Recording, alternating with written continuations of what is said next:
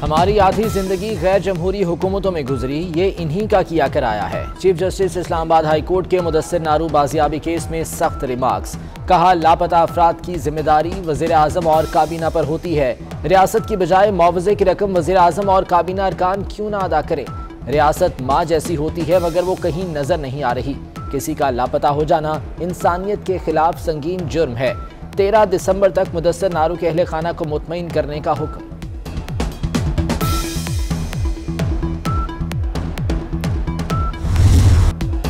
जो मंसूबा काबीना ने शुरू किया, नैब उस पर हाथ नहीं डाल सकेगा। कवायद व ज़वाबित की गलतियों पर भी तफ्तीश की इजाज़त नहीं होगी। बैंकारी उमूर पर गिरफ्त के लिए स्टेट बैंक से इजाज़त लेना होगी। हुकूमत ने नैब के पर काट दिए। करप्शन और आमदन से ज़्यादा असासों के केस नैब में चलते रहेंगे।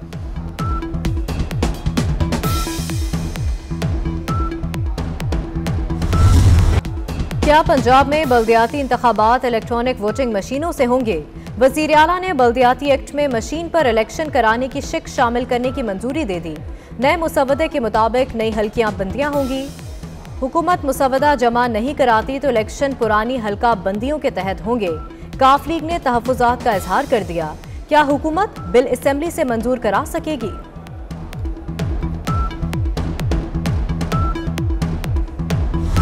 पाकिस्तान के इलेक्शन के पंजाब में 40 हलकों का फैसला हार और जीत का ओवरसीज वोटिंग पे होगा और सारे पाकिस्तान में कमोबेश 80 हलके ऐसे होंगे। क्योंकि मैंने इस पे स्टडी की है, बाज़ हलकों में 40-40 और 50-50 हज़ार वोट जो हैं वो ओवरसीज पाकिस्तानियों के हैं। और जब ओवरसीज पाकिस्तानियों के वोट पीटीआई को पड़ेंगे, ये फिर कहेंगे धांधली हो गई है। हुकूमत ने ओवरसीज को वोट का हक क्यों दिया? शेख रशीद अंदर की बात बाहर ले आए। कहा, 80 हलकों का फैसला बैरून मुल्क पाकिस्तानी करेंगे। 40 हलके तो सिर्फ पंजाब में हैं। ओवरसीज पाकिस्तानियों के सारे वोट पीटीआई को पड़ेंगे। ऑपोजिशन फिर चीखे और रोएगी, धांधली का शोर मचाएगी।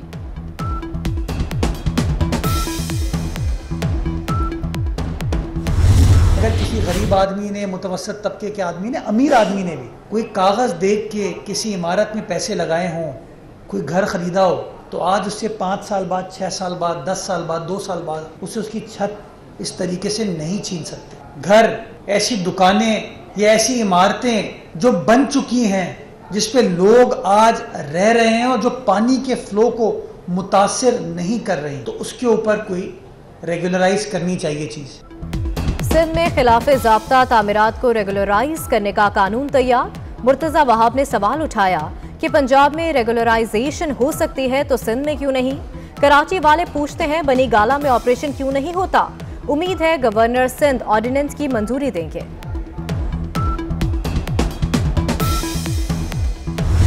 सिंधु देश के मंसूबे का एक बड़ा मंसूबा नए बल्दियाती निज़ाम के नाम से इस शहर पर और सिंध पर और सिंध के शहरी इलाकों पर मुसल्लत किया जा रहा है। MKM और पाक सरजमीन पार्टी एक पेज पर। सिंध लोकल गवर्नमेंट तरमीमी बिल मुस्तरद कर दिया। MKM का 11 दिसंबर को ऑल पार्टीज कॉन्फ्रेंस बुलाने का ऐलान। खालिद मकबूल सिद्दीकी कहते हैं, सिंध के शहरी इलाकों से नाइंसाफियां हो रही हैं। आईनी इदारों के साथ गुंडागर्दी नहीं चल सकती। मुस्तफ़ा कमाल लोकल गवर्नमेंट तरमीमी बिल के खिलाफ सिंध हाई कोर्ट चले गए।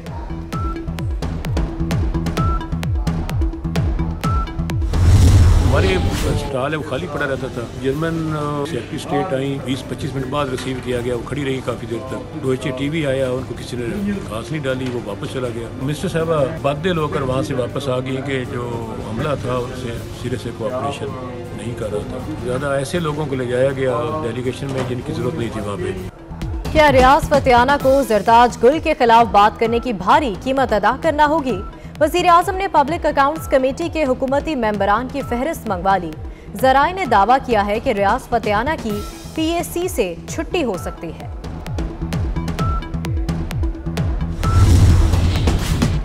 चेयरमैन पब्लिक अकाउंट्स कमेटी ने 1200 अरब के कोरोना फंड्स की तकसीम पर सवाल उठा दिए। राना तनवीर हुसैन कहते हैं, कोरोना फंड्स में 40 अरब रुपए की बेज़ाब्तगियां हुई। ख्वाजा आसिफ बोले, ब्यूरोक्रेसी मुल्क को खा रही है। यूटिलिटी स्टोर्स पर अशिया की खरीदारी के लिए फूड अथॉरिटी से सर्टिफिकेट लिया जाए, कमेटी की तजवीज़।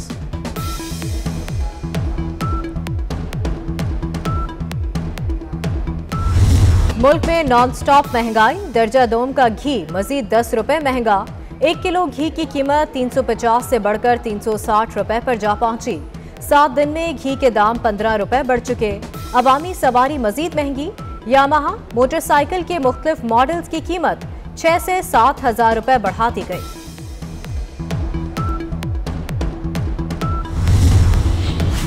मिनी बजट तैयार हो चुका, हुकूमत जब हिदायत देगी पेश कर देंगे। Chairman FPR doctor Ishfaq Ahmad ने महंगाई के मारों को डरा दिया। कहते हैं सेल्स टैक्स की छूट को वापस लिया जा रहा है। लग्जरी अशिया की दरामदात पर टैक्स लगेगा। दरामदी गाड़ियों पर इजाफी टैक्स की भी सिफारिश।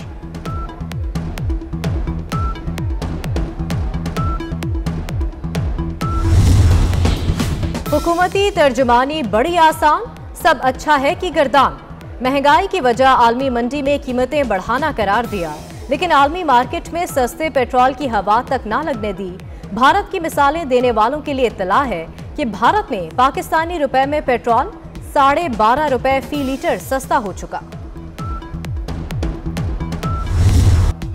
ओमिक्रॉन सऊदी अरब भी पहुंच गया। मुतासरा शख्स अफ्रीकी मुल्क से वापस आया था। जनूबी कोरिया, नाइजीरिया और ब्राज़ील में भी केसेस रिपोर्ट। कनाडा ने नाइजीरिया, मलावी और मिस्र पर सफरी पाबंदियां लगा दी। मलेशिया का भी मुतासरा मुल्कों पर आर्जी पाबंदियों का ऐलान। अमरीकी एयरपोर्ट्स पर कवानीन सख्त करने का फैसला।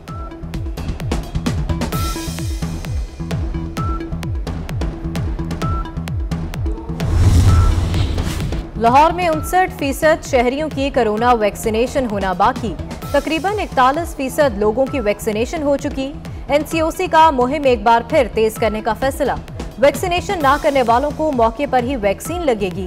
टीमें पब्लिक मकामात पर मौजूद रहेंगी। खुसूसी मुहिम आज से शुरू कर दी गई। 50 साल से जायद उम्र अफराद को बूस्टर शॉट्स लगाने की मंजूरी दे दी।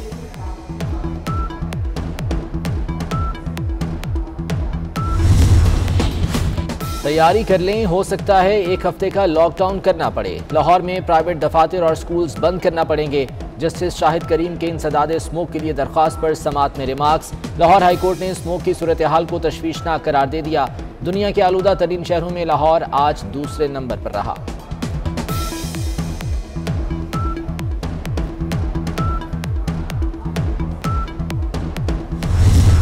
मुल्क में गैस बहरान शिद्दत इख्तियार कर गया। सिंध में 2.5 माह के लिए सीएनजी स्टेशंस को सप्लाई बंद।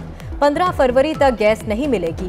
गैर बरामदी सनतों की गैस पहले ही बंद। घरों में कहीं गैस गायब और कहीं प्रेशर कम की शिकायत। चूड़ी साजी की सनत भी बहरान की जद में आ गई। हैदराबाद में सनतें बंद होने से हजारों मजदूर बेरोजगार।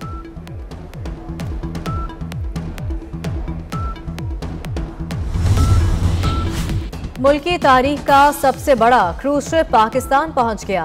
वसी और अरीज क्रूज शिप की 14 मंजिलें, 1411 कमरे, 7 star hotel, shopping malls, gaming zone भी है।